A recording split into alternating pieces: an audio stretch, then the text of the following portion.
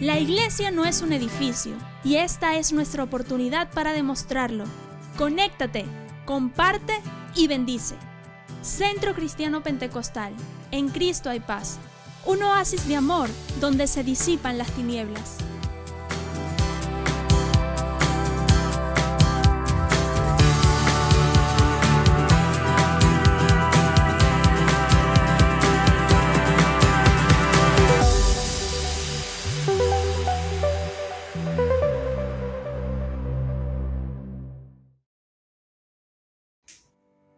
Bienvenidos a Restaurando el Sistema, redescubriendo la verdad del Evangelio.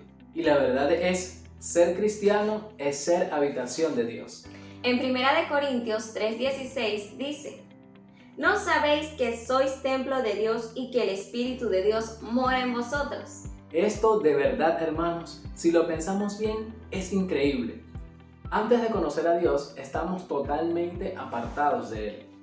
Pero una vez que aceptamos a Jesucristo en nuestro corazón como Señor y dueño de nuestras vidas, entonces el Espíritu Santo de Dios mora en nosotros.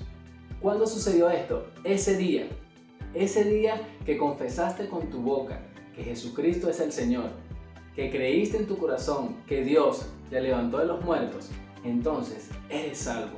Tu alma, tu mente, tu corazón y tu espíritu ahora son morada y templo del Espíritu Santo de Dios. Y no lo olvides y siempre recuerda, hoy, mañana y siempre, Dios te escogió para ser morada en ti.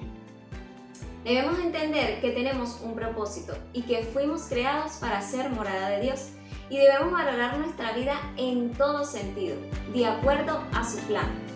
Y seguimos unidos sin estar reunidos. Somos CCP, una iglesia a la medida de Dios.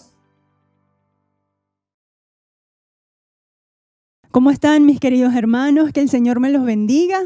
Hoy una vez más, unidos sin estar reunidos, pero en el nombre de Cristo Jesús seguimos hacia adelante, con fe, con esperanza.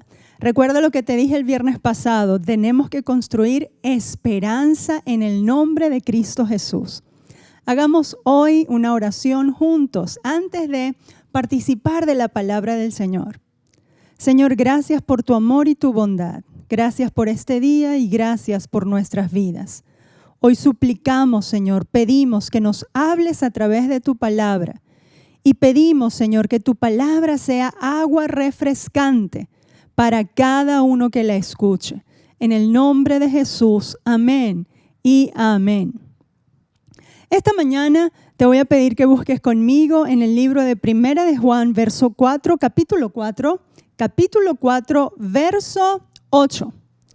1 de Juan, capítulo 4, verso 8. Dice así la palabra del Señor: el que no ama no ha conocido a Dios, porque Dios es amor. Una premisa fundamental, una verdad fundamental del Evangelio de Jesucristo. Y una verdad sobre la cual está basada nuestra fe es que Dios es amor. Por eso hoy yo quiero hablarte de algo que quizás muchos han preguntado, y es de esto. Si Dios es amor, ¿por qué existe el COVID-19? Si Dios es amor, ¿por qué existe el sufrimiento?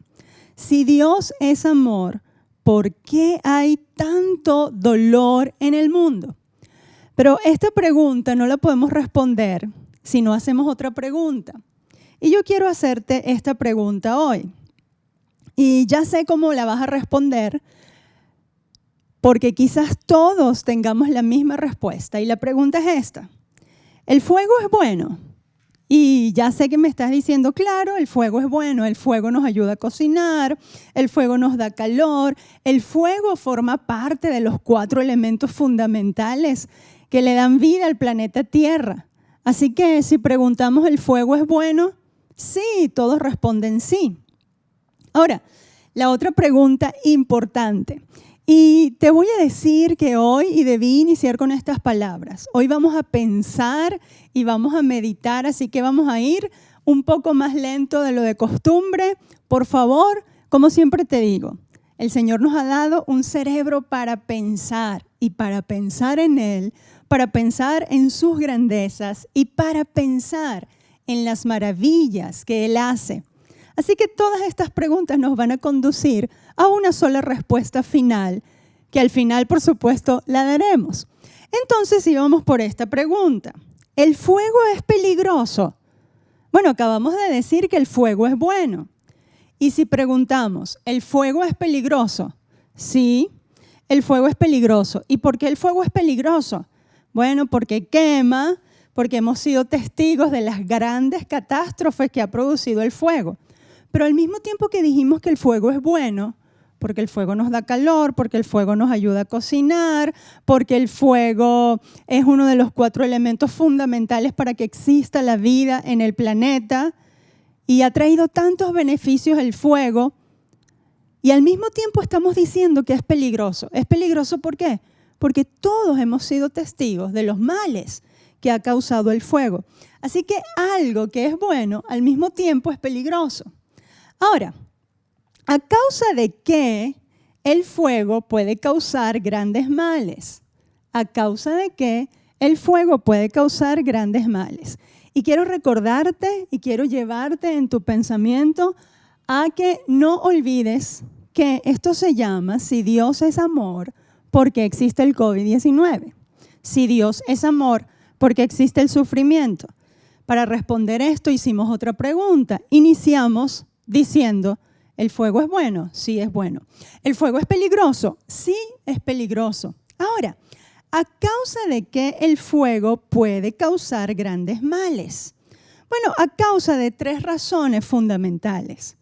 La primera, el fuego puede causar grandes males a causa de la negligencia humana.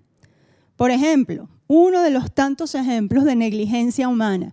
Dejamos tirado en un monte seco una botella de vidrio y la dejamos nosotros.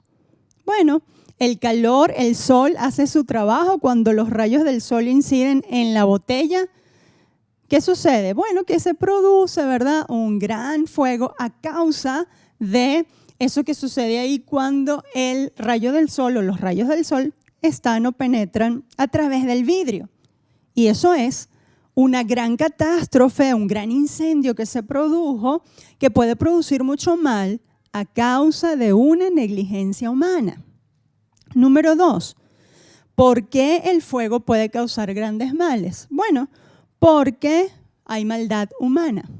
También hemos sido testigos y sabemos de que a propósito personas producen grandes incendios por las razones que sea, porque quieren hacer algún mal, explota una bomba, eso produce un gran fuego, etc. Hay muchos muertos, mucha destrucción. Y el gran mal que produjo el fuego esta vez fue a causa de la maldad de un ser humano, de la maldad humana. Y número 3, el fuego puede hacer daño o puede ser peligroso. ¿Por qué? Por causas naturales. También hemos sabido de que cuando hay rayos en el cielo, por tormentas, etc., los rayos pueden caer naturalmente sobre un tronco seco y ahí se produce un gran fuego que produce a la misma vez un gran incendio y puede, si no es cortado a tiempo, si nadie se da cuenta de apagarlo, pues puede producir un gran mal. Así que como todas las cosas pueden ser buenas o malas, todas las cosas pueden ser, ¿verdad?, o causar grandes daños a causa de 3 razones. Número 1, por negligencia humana. Número 2, y esto no sucede solo con el fuego. Número 2, por la maldad humana. Y número 3, porque sinceramente o porque simplemente, naturalmente se dio un evento que causó una catástrofe. Ahora, todas las cosas en la vida son así. Los padecimientos en el mundo suceden por diferentes razones.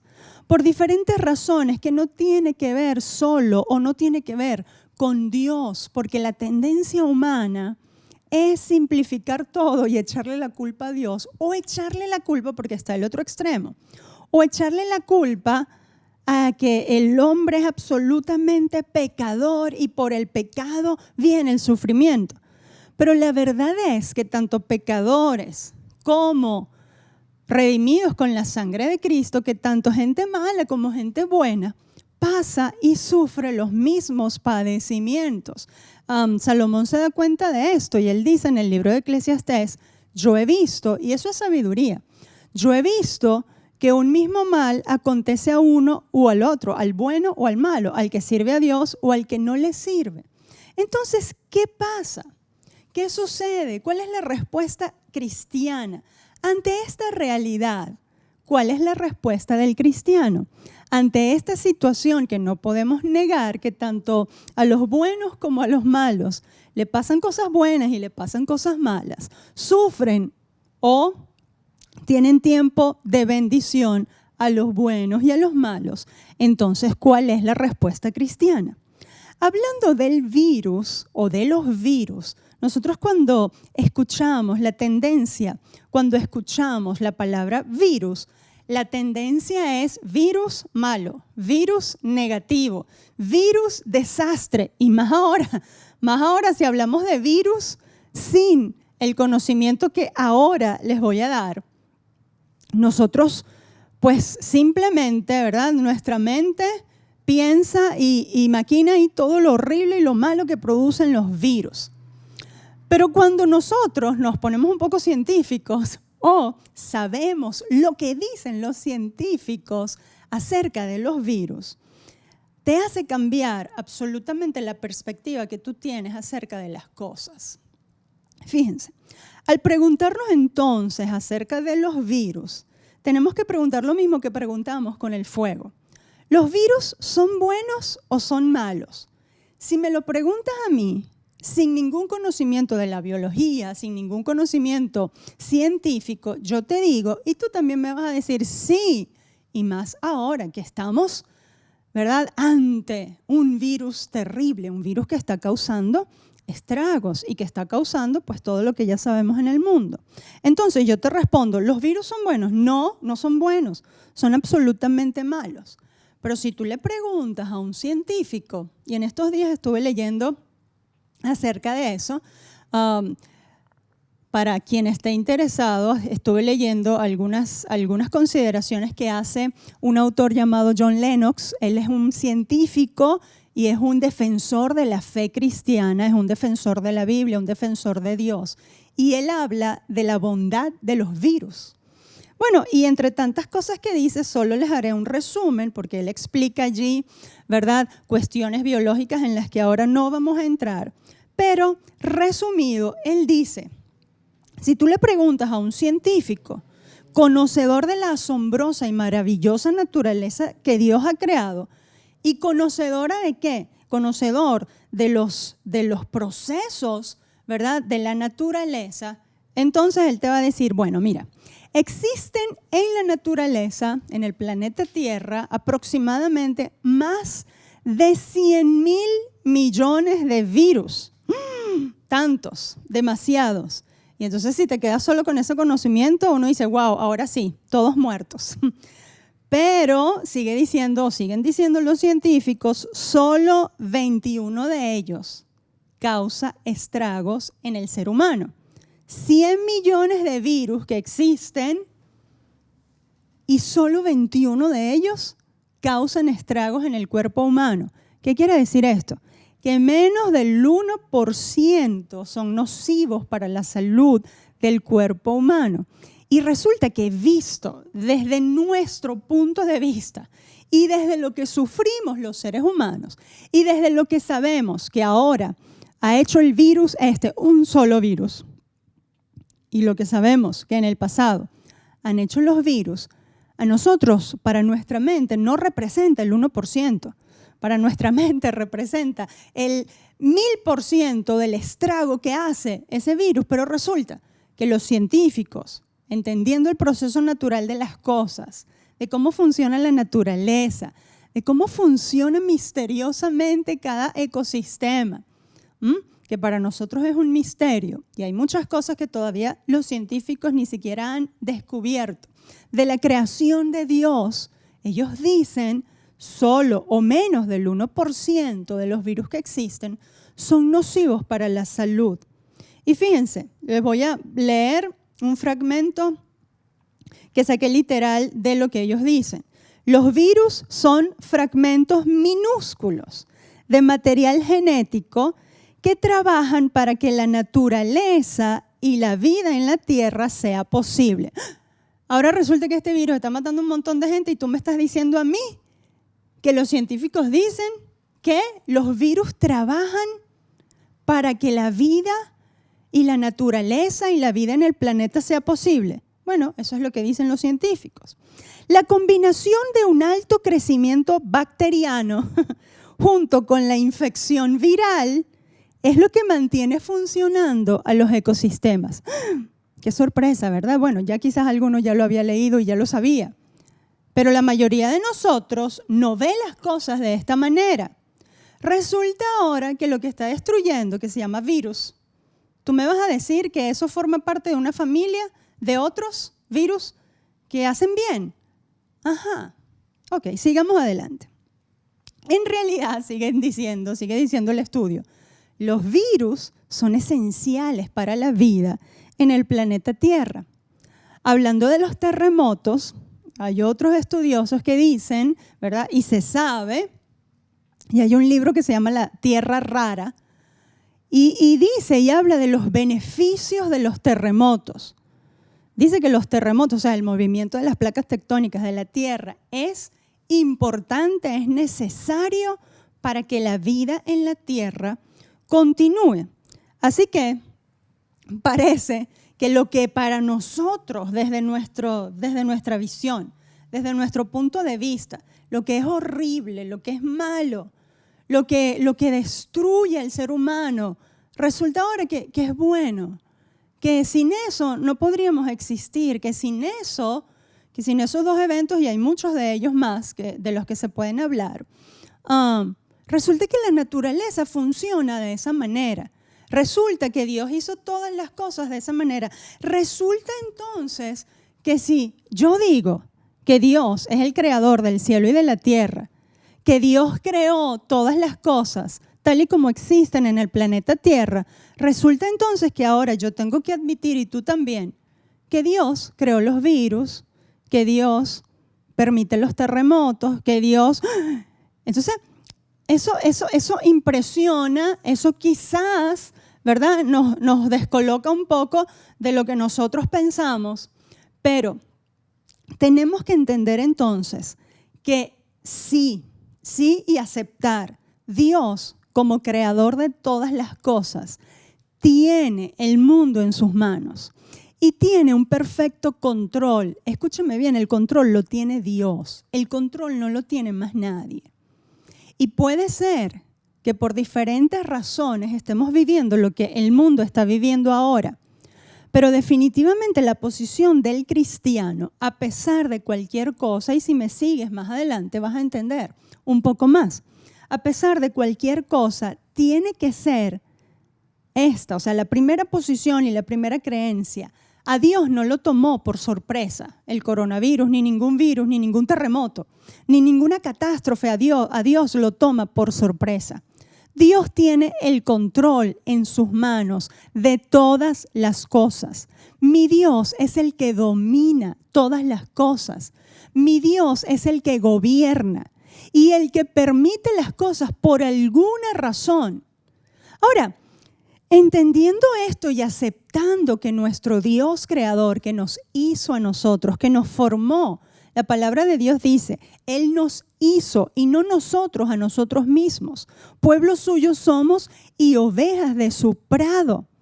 Es decir, yo soy de Dios, Él me creó y Él creó todo lo que existe en el planeta Tierra para hacer posible la vida humana. Entre esas cosas están los virus y entre esas cosas pues están también... Voy a decirlo, fíjense, si yo lo digo, bueno, está también el movimiento de las placas tectónicas de la Tierra. Así suena más bonito, ¿verdad? Suena menos aterrador, pero eso es un terremoto. Y resulta que todos esos procesos son importantes para que la vida en el planeta Tierra continúe. Entonces, si Dios creó todo eso, no pudo haber creado un virus que no fuera mortal. No pudo haber creado, eso es lo mismo que preguntar, no pudo haber creado un fuego que no quemara. No pudo haber creado una electricidad que no fuese peligrosa. No pudo haber creado Dios un ser humano que fuese absolutamente y totalmente perfecto. Bueno, esto nos lleva entonces a pensar en otra cosa. Y esto nos lleva entonces a pensar en la naturaleza del ser humano. Porque ya hemos visto un poco, ¿verdad?, cómo es que se mueven y hemos visto solo una mínima, una milésima parte de lo grande que es el sistema de la Tierra para que todas las cosas funcionen a perfección. Ahora, necesitamos entender entonces la naturaleza del ser humano. Porque si nosotros preguntamos, bueno, si Dios creó todas las cosas buenas y entre ellas estaban los virus, y estaban los terremotos, y estaba la electricidad, y estaba el fuego, y todas esas cosas que sabemos que pueden ser peligrosas, sabemos que pueden convertirse en grandes males, pero sabemos también que sin esas cosas la vida en el planeta no fuera posible. Entonces, ¿no pudo haber creado Dios entonces un ser humano bueno, un ser humano que no hiciera daño, un ser humano que estuviese libre de todo pecado y un ser humano que estuviese absolutamente libre de todo lo que es negativo? Bueno, para responder esto entonces tenemos que entender la naturaleza del ser humano. A ver, ¿cómo Dios hizo al ser humano? Número 1, y esta es la más grande riqueza del ser humano. Dios hizo a cada ser humano perfecto. Y parte de su perfección radica en el hecho de que el ser humano es capaz de elegir. El ser humano pudo haber sido creado por Dios perfecto, pero perfecto en el sentido de que hiciera solamente todo lo que Dios le dijera y ya. Es decir, un robot. Dios no nos creó como robot, porque eso no sería una creación perfecta. Y tenemos a veces ese concepto, porque Dios entonces nos hizo defectuosos. No, Dios no nos hizo defectuosos. Nuestra perfección radica en el hecho de que tenemos la capacidad de escoger, la capacidad de elegir, y tenemos la capacidad de elegir, lo cual nos hace aptos ¿para qué? Nos hace aptos para decidir en quién confiamos. Nos hace aptos para decidir a quién seguimos. Nos hace aptos para decidir a quién amamos. Esa capacidad de elección nos hace aptos a cada uno de nosotros para elegir qué creer y en quién creer, para elegir a quién seguir y cómo ser. Ahí radica la perfección del ser humano. Ahora, ¿qué sucedió con la naturaleza y qué sucedió con el ser humano desde el principio? Bueno, nosotros sabemos que el Señor creó a Adán y a Eva y los puso en un lugar perfecto, en el jardín del Edén. Un lugar que funcionaba, ¿verdad?, conforme a todas las leyes de la biología y de la naturaleza. Y a ellos, en ese lugar, les dio unas normas a seguir para que esa naturaleza siguiese funcionando correctamente.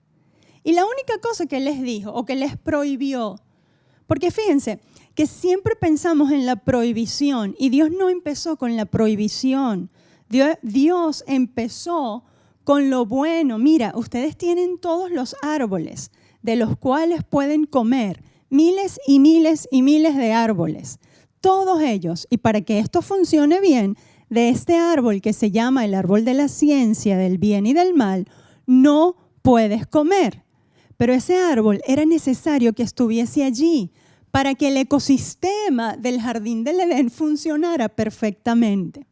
El problema no fue que el Señor puso ese árbol ahí. El problema no fue que la serpiente estuviera allí, porque la serpiente también era necesaria para que el ecosistema funcionara. Y es eso algo que no hemos pensado. Siempre le queremos echar la culpa a la serpiente, a Dios que puso la serpiente, a Dios que puso el árbol. No. Dios no es culpable de eso. Eso tenía que funcionar así porque eso estaba en un perfecto equilibrio. Así debían ser las cosas. Así tenía que mantenerse ese perfecto equilibrio. El problema estuvo en qué y en dónde. En la imperfección del ser humano. No, tampoco. El ser humano era tan perfecto que él tenía individualmente, independiente de Dios, la capacidad de elegir. En eso radica su perfección. Ahora, Adán y Eva decidieron no confiar en lo que Dios había dicho. Adán y Eva decidieron no amar a Dios por sobre todas las cosas, porque Adán y Eva decidieron vivir independientes de las leyes que Dios les había mandado. Decidieron vivir de acuerdo a sus propios pensamientos sin tomar en cuenta lo que Dios les había dicho. Es decir, eso se llama vivir independiente de Dios. Y eso es una facultad que tiene el ser humano. Y ahí radica la perfección del ser humano. Y yo oro para que esto se te revele y a todo el que lo escuche, pues se le revele esta verdad. Ahí radica la perfección del ser humano. Adán y Eva deciden apartarse de la perfección de cómo tenían que funcionar las cosas.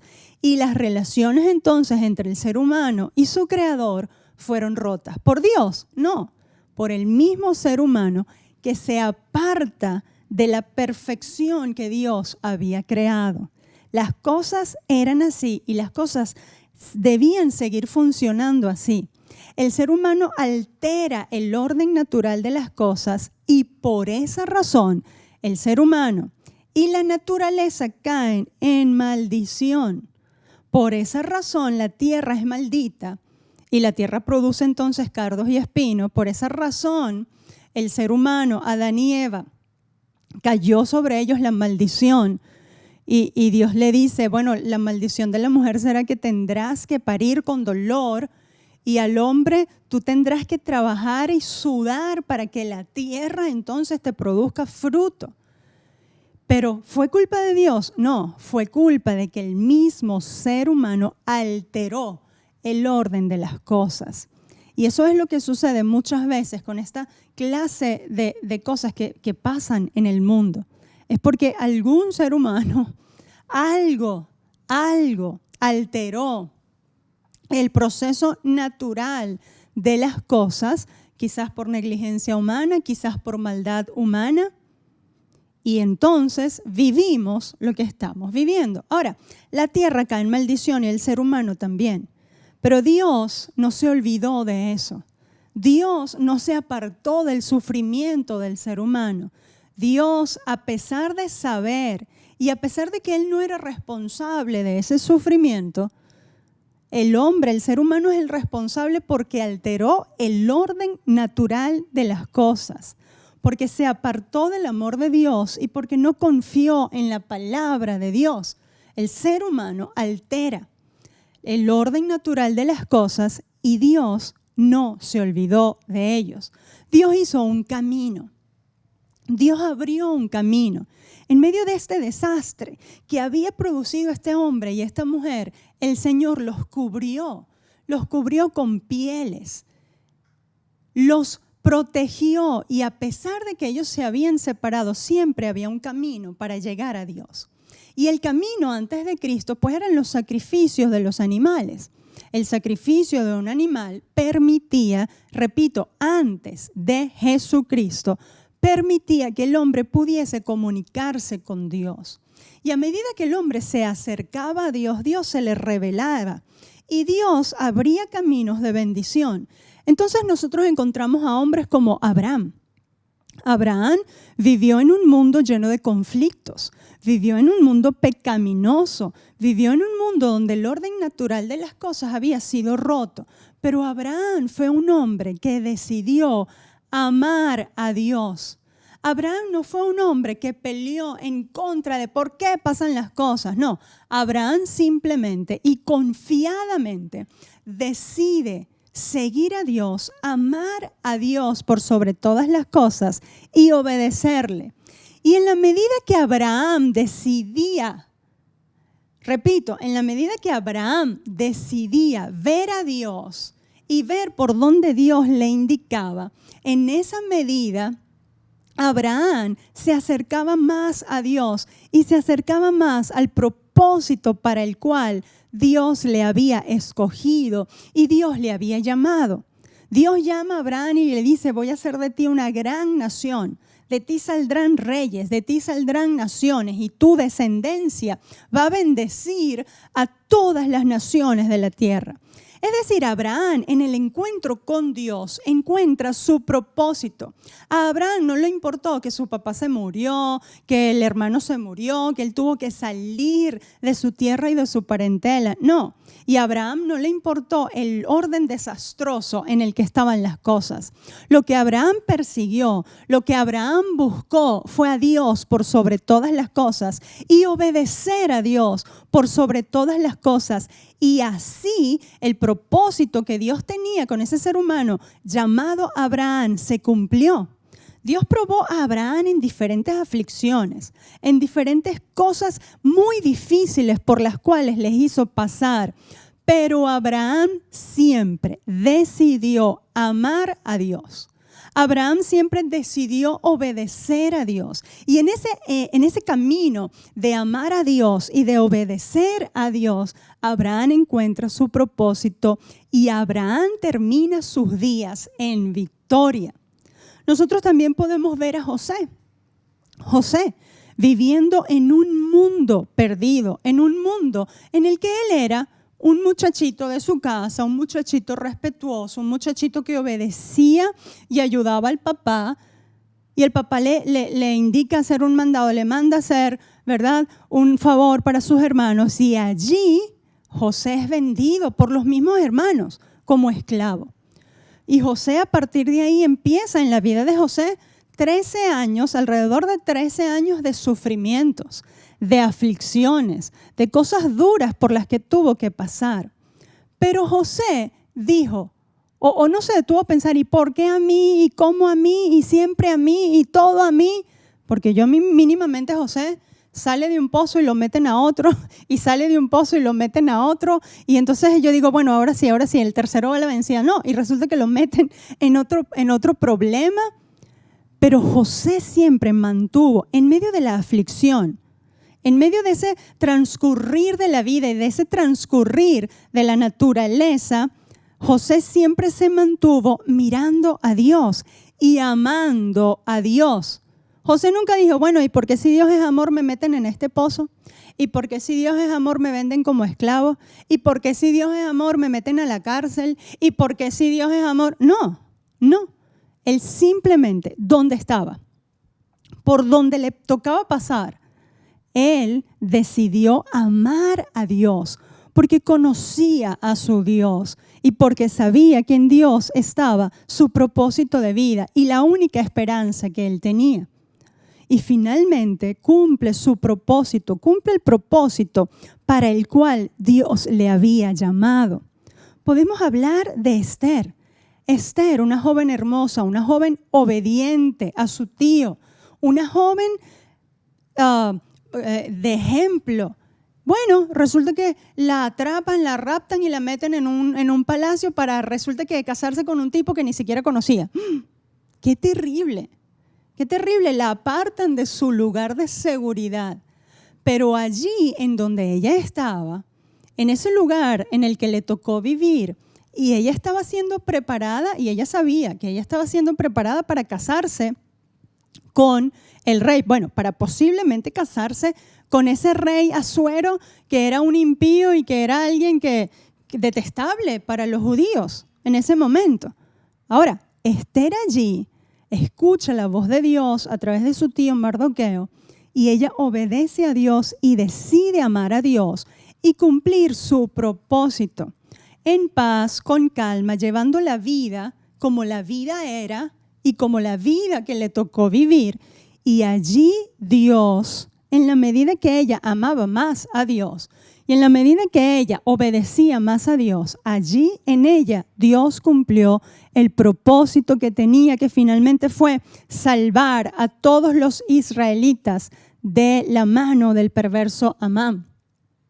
Cumplió su propósito. Porque no preguntó, bueno, y si Dios es tan bueno, y si Dios es amor, y si Dios nos ama, ¿por qué me metieron acá y me encerraron y no me dejan hacer lo que yo quiero? Muy probablemente ella no quería casarse con ese hombre que ni conocía. Muy probablemente ella tenía ya un chico visto para casarse, muy probablemente. Pero ella, en medio de esa circunstancia, decidió amar y obedecer a Dios. Y en esa medida, el Señor se glorificó. Puedo hablar de Ruth. Ruth se le muere el esposo, se queda sin nadie y resulta que decide amar a Dios. Era extranjera, pero decide hacerse israelita y Dios usó a Ruth. Es más, Ruth pasó hambre junto con su suegra Noemí, eran pobres. Ni Noemí ni Ruth empezaron a quejarse y empezaron a decir, no, ¿por qué me pasa esto a mí? ¿Por qué a ellos no y a mí sí? Yo sí y ellos no. No, simplemente Ruth se ocupó de obedecer a Dios, de amar a Dios, de conocer a ese Dios de Israel. Y Ruth fue usada. ¿Para qué? Para ser de la descendencia que trajo el Mesías. Ruth está cumpliendo o estuvo cumpliendo el propósito de Dios. Y si hablamos de David, David no mató a Goliat porque David se creía, wow, muy valiente y porque yo sí soy chévere y ya van a ver ustedes que yo voy a matar a ese gigante y ustedes no pudieron, pero yo sí. No. Cuando tú entiendes la vida de David, David mata a Goliat por amor a su Dios, porque ¿cómo iban a burlarse del Dios de Israel? Por amor a Dios, él mata al gigante y puede enfrentar al gigante. Pero luego de que él mata al gigante y tiene esa gran victoria, mínimamente yo pienso, no, con este gigante que maté, aquí tengo todo resuelto. No, a partir de ahí él tiene muchos éxitos, pero esos éxitos lo llevaron ¿a qué? A que el rey Saúl tuviese celos de él y lo persiguiera. Y lo persiguiera por muchos, muchos años. Y David tenía sobre él, ya tenía sobre él una palabra, una unción de que él sería el próximo rey de Israel. Pero a pesar de ello y a pesar de que mató al gigante, David todavía tiene que pasar por una serie de aflicciones. Una de ellas es que tuvo que hacerse pasar por loco en la tierra de los filisteos para que no lo mataran. Y ahí escribe muchísimos salmos y dice que la baba le salía por su boca y el pelo crecido y estaba todo sucio, a propósito, haciéndose loco para que no lo mataran. Pero él nunca dijo, bueno, y si Dios es tan bueno y Dios es amor, y es más, aparte de eso estoy muy ungido. ¿Dónde está Dios en todo eso? Jamás renegó de Dios. Él se ocupó en medio de la aflicción, en medio de la cosa difícil, en medio de lo que no se entendía, en medio de lo que muchas veces en la desesperación que él estaba y en las enfermedades por las que tuvo que pasar, él se ocupó no de quedarse en ese hueco, no de quejarse, sino de a pesar de ello, amar a Dios, amar a Dios. Lo vuelvo a decir, en la aflicción se ocupó no de la aflicción misma, sino de seguir honrando a Dios y de amar a Dios. Cuando vamos a la vida de los reyes de Israel, todos los que deciden amar a Dios y obedecerle son bendecidos a pesar de la aflicción y cumplieron su propósito. Cuando voy a la vida de Salomón, Salomón fue un hombre que tuvo un reino de paz. Y mientras amó a Dios, se ocupó de obedecer y amar a Dios, Dios le dio paz y abundante prosperidad por todas partes. Pero empieza su caída cuando él decide vivir apartado de Dios. Fíjense que no es garantía de que alguien va a vivir muy en bendición o que va a vivir así bien pegado de Dios cuando todo le va bien. Eso no es garantía. No es garantía que, bueno, ahora vamos a abrir la iglesia y todos vamos a abrir la iglesia y entonces todos vamos a ir a la iglesia y todos vamos a ser más cristianos y entonces ahora todos nos va a ir bien porque ya la pandemia se acabó, el virus cesó y ya no tenemos más peligro, etc. No, no es garantía de que entonces vamos a rendir nuestras vidas a Dios y vamos a vivir chévere y felices. No. Fíjense, Salomón, a pesar de la paz, él empezó a vivir apartado de Dios. Y ese apartarse de Dios en medio de la prosperidad abundante que había. Porque déjenme decirle, en el reino de Salomón jamás la paz y la prosperidad fue quitada, nunca. Y él se apartó de Dios, lo cual produjo, por supuesto, después de su reino, que el reino se dividiera. Entonces, él se apartó de Dios y en medio de la abundancia y de la prosperidad se aparta de Dios y decide vivir su propia vida conforme a sus deseos y conforme a lo que él le daba la gana. Bueno, finalmente se cree que él se arrepiente y escribe, ¿verdad?, sobre todas las cosas, y en todas las cosas lo que puedo concluir es esto. Estoy parafraseando Eclesiastés. Lo único que nos va a salvar de todo eso es el temor, de toda esta vida es el temor a Dios. Y se cree que él pues vuelve al Señor. Luego nosotros vemos a Roboam, a su hijo. Roboam, su hijo, bueno, él creyó que él tenía el poder, él creyó que él era el heredero, él creyó que él tenía todo ya a su favor y decide hacer sus propios deseos en vez de buscar la voluntad de Dios. Cuando decide hacer sus propios deseos, busca la ayuda de los jóvenes, busca la ayuda de aquellos que no eran consejeros, de aquellos que no conocían a Dios y que no conocían los asuntos del reino.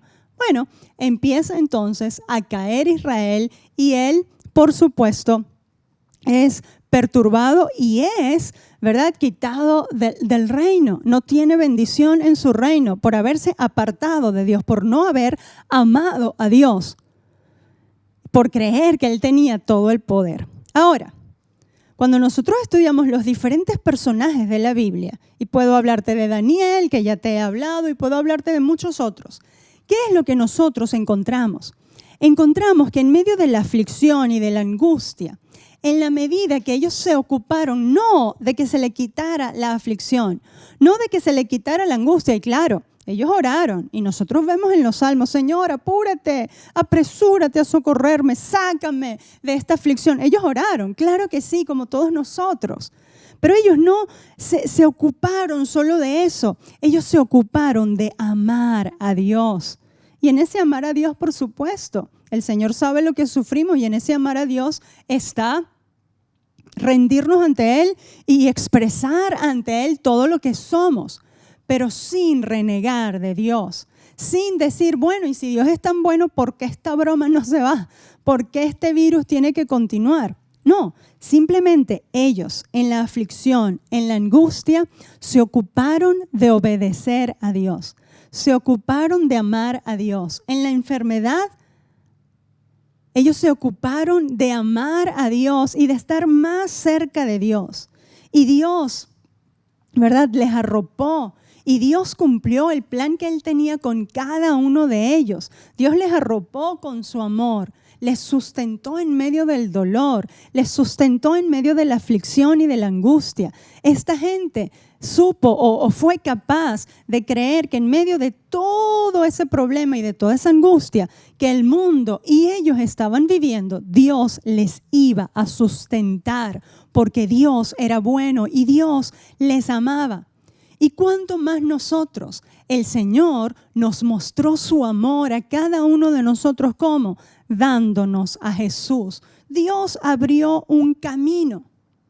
Dios abrió un camino para cada uno de nosotros, para que en donde por un hombre entró el pecado, por un hombre llamado Jesucristo vino la salvación. Cuando por un hombre, Adán, todos fuimos apartados de la justicia de Dios, por un hombre, Jesucristo, todos fuimos hechos justos por Jesucristo. Cuando por un hombre reinó la muerte y reinó la maldición, por un hombre, Dios abrió un camino a través de un hombre llamado Jesucristo, en donde para todo aquel que le crea y le ame, reina la vida y la bendición. Aquí en este momento que estamos viviendo, nosotros en Cristo Jesús estamos en el camino de la bendición. A pesar de que muchos cristianos están sufriendo a causa de este virus y hemos sabido de muchos buenos pastores y gracias a Dios que bueno, los que yo he sabido, gracias al Señor se puede decir que todos han sido grandes, ¿no? Y todos han sido grandes de edad. y todos han sido los que yo he sabido, bueno, ya cumplieron su propósito en el Señor. Han sido afectados por esta aflicción. Pero ¿qué pasa entonces? ¿Qué sucede? Bueno, que tenemos que entender que en medio de la aflicción, la pregunta no es, bueno, porque si Dios es bueno, pasa esto o lo otro.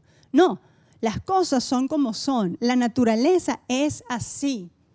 La naturaleza tiene su propio mecanismo y el mal uso de esa naturaleza por parte de los seres humanos pues nos afecta a todos, como en el jardín del Edén, que había un perfecto equilibrio, pero a causa de la separación del hombre de Dios y a causa de que el hombre siguió sus propios deseos, el perfecto equilibrio se rompió muchas veces en la tierra y muchas veces, quizás por alguna maldad del ser humano, por alguna negligencia humana estamos viviendo lo que estamos viviendo. No lo sé, pero Dios lo sabe y Dios tiene el control. Ahora, ¿qué hacemos nosotros? Bueno, nosotros de lo que tenemos que ocuparnos es de amar al Señor con todas nuestras fuerzas. Claro que tenemos que seguir orando, amén, y pidiéndole al Señor que se lleve esta aflicción, que se lleve este virus, pero no entrar por las noticias, por las cosas que estamos pasando, no entrar en desesperación, no entrar en la desesperanza, porque de lo que tenemos que ocuparnos es de amar cada día a nuestro Señor. La pregunta no es, bueno, si Dios es bueno, ¿por qué entonces hay COVID-19 y hay tanta aflicción en el mundo? La pregunta no es esa. La pregunta es esta. ¿Dónde está la gente que cree en su Dios y que ama a Dios en medio de cualquier circunstancia? ¿Dónde está la gente que cree en Dios y que ha dicho que Dios es dueño y Señor de sus vidas y que Dios es el Rey de Reyes y Señor de Señores y que Dios es capaz? ¿Dónde está la gente que cree que su Dios es capaz de aplacar cualquier tormenta y cualquier situación difícil? Pero ese mismo Dios que es capaz de aplacar cualquier tormenta y cualquier situación difícil y de llevársela de este mundo, ese mismo Dios es capaz en su soberanía de sustentar a su pueblo en medio de cualquier aflicción y de cualquier cosa difícil que estemos pasando. ¿Dónde está la gente que cree eso?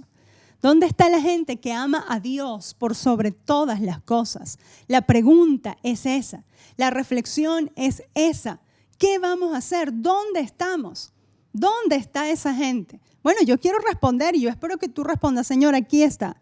Aquí está esta gente que cree que a pesar de todas las cosas y que a pesar de que tú eres Dios y puedes hacer lo que tú deseas, tú eres Dios soberano, capaz de sustentarnos, de fortalecernos, de abrirnos puertas en medio de cualquier situación difícil. Dios está buscando esa iglesia que se ocupe de Él antes que de la aflicción, esa iglesia que hable de sus maravillas antes de hablar del problema que estamos viviendo, esa gente que a pesar de que nos hemos sentido mal, a pesar de que no hay provisión, a pesar de que es difícil, muchas cosas difíciles hemos pasado, unos más que otros, todos hemos sido afectados en una u otra medida por esta aflicción añadida a las que ya vivíamos. Pero en medio de esa aflicción, ¿dónde está la gente que va a confiar y va a amar a Dios? Mi llamado es este hoy. Ama a Dios por sobre todas las cosas, con toda tu alma, con todas tus fuerzas, con toda tu mente. Ama a Dios. Esa es la garantía del éxito. Esa es la gente que Dios está requiriendo. Esa es la gente que Dios está buscando. Esa es la gente que Dios está queriendo usar y, escúchame, queriendo preparar para lo próximo que viene para este mundo. Esa es la gente que Dios está buscando, que ahora aprovechan esta aflicción para acercarse más a Dios, para buscar más a Dios, para decirle, Señor, nos declaramos incapaces, no sabemos, pero aquí estamos, aquí está tu pueblo que te ama. Ayúdanos a conocerte más. Ayúdanos a acercarnos a ti por sobre todas las cosas. Ayúdanos a que realmente nuestra mirada esté en ti. No solo para que resuelvas los problemas, sino para conocerte cada día más. Dios está queriendo una gente que se levante, que entienda que Dios nos ama. Por sobre todas las cosas, Dios nos ama. A pesar de que tengo que pasar por lo que tengo que pasar, Dios me ama. Confía en su amor. Confiemos en su amor. Yo te digo, sinceramente, yo estoy trabajando eso en mí. Yo estoy trabajando eso. Cada uno de nosotros tiene que confiar en el amor de Dios. Y tenemos que llegar a un punto en donde realmente nada. Es difícil, yo lo sé. Yo lo sé, yo lo digo, pero y es lo que dice la palabra de Dios y es lo que Dios quiere que te diga. Eso es lo que habla el Espíritu Santo a su iglesia. Y yo estoy trabajando con eso. Dios está buscando gente y dije, tenemos que llegar a un punto en donde por nada nos afanemos, por nada estemos ansiosos. Eso es tan difícil, ¿verdad? Tan difícil. Pero en la medida, yo he encontrado esto. En la medida que yo más me acerco a mi Señor, en la medida que yo más le busco a Él, en la medida que yo pienso más en Él y quiero ser más como Él, en esa medida voy a recibir paz. En esa medida voy a descansar en Él. Señor, ayúdanos realmente a descansar en ti. Entonces recuerda, la pregunta no es, si Dios es bueno, ¿por qué sufrimos? Si Dios es bueno, ¿por qué hay COVID-19? Si Dios es bueno, ¿hasta cuándo va a durar esto? No, la pregunta no es esa. La pregunta es, ¿dónde está la gente que va a amar a Dios por sobre todas las cosas? Que el Señor encuentre aquí en este lugar, que el Señor encuentre aquí en esta casa, gente llena del poder y la gracia del Espíritu Santo de Dios, que seamos capaces de amar a nuestro Señor con todo nuestro ser, con toda nuestra mente, con toda nuestra alma. Y ese amor que nos arropa y ese amor que nos abraza nos impulsará a seguir hacia adelante, cumpliendo el propósito que Dios tiene para ti y para mí. Somos invencibles e inmortales hasta que Dios cumpla su plan en nosotros. Soy invencible, soy inmortal. Eres invencible, eres inmortal. Hasta que Dios cumpla su plan en Dios, en el amor de Dios. Refugiándonos en el amor de Dios es donde vamos a encontrar nuestro propósito de vida. No el propósito de lo que pasa, sino mi propósito en Dios. Tú no tienes que encontrar el propósito de lo que pasa afuera. Tú tienes que encontrar cuál es el propósito de Dios en ti o para ti. Para ti. ¿Por qué Dios nos hizo levantarnos como una generación cristiana en esta hora? ¿Por qué? Porque hay un propósito que tenemos que cumplir. En el amor de Dios, acercándonos a Él, vamos a encontrar ese propósito y vamos a ser efectivos en lo que Dios nos ha llamado a hacer. Hoy, esa es la invitación. ¿Dónde está la gente que va a amar a Dios y va a encontrar su propósito en Dios? Que el Señor nos ayude y que el Señor nos permita seguir firmes y adelante en este propósito sin desmayar.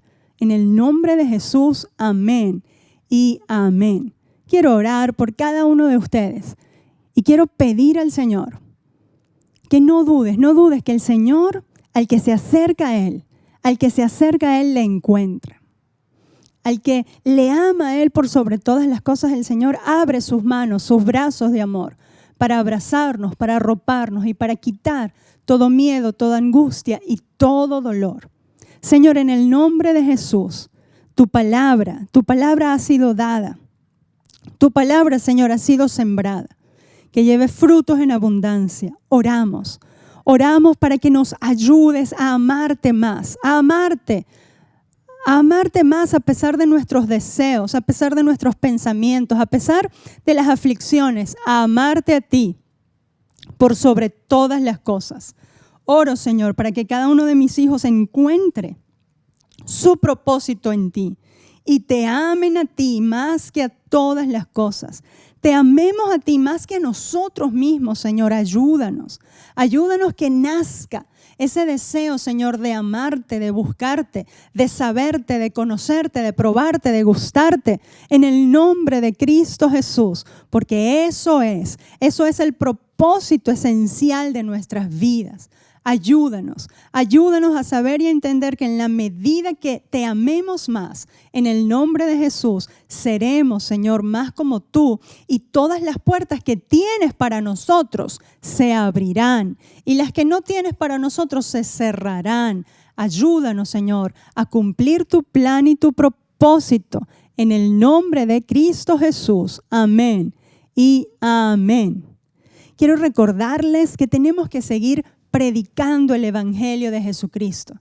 Dios envió a Jesús para hacernos salvos a cada uno de nosotros. Vamos a predicar, ese es el objetivo principal de la iglesia, amar a Dios, adorarle a Él y predicar el Evangelio de Jesucristo.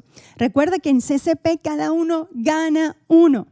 Vamos a ayudarnos unos a otros y vamos a seguir fieles en el trabajo que Dios nos ha dado y nos ha encomendado.